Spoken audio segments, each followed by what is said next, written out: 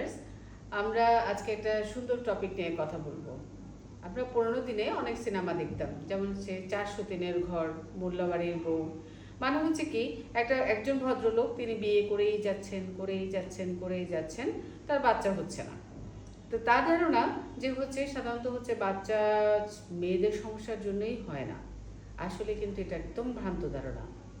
একটা ডিম এবং একটা স্পার্ম দুটোই কিন্তু জরুরি। তার মানে একটা মেয়ে এবং একটা ছেলে দুজনের কন্ট্রিবিউশন কিন্তু জরুরি একটা বাচ্চা হওয়ার জন্য। আর কি কি ভ্রান্ত ধারণা আছে, যেমন মেয়েরা মনে করে থাকে তাদের সমস্যার জন্যই কিন্তু বাচ্চা আসে না, এটা কিন্তু ভুল। ছেলেরা মনে করে থাকে যে বীর্য আসছে তাহলে তো অবশ্যই বাচ্চা আসবে, তাও কিন্তু ধারণা ভুল। অনেকে মনে করে থাকে যে ছোট মেয়ে তার তো বাচ্চা হবে, তাও কিন্তু ভ্রান্ত ধারণা।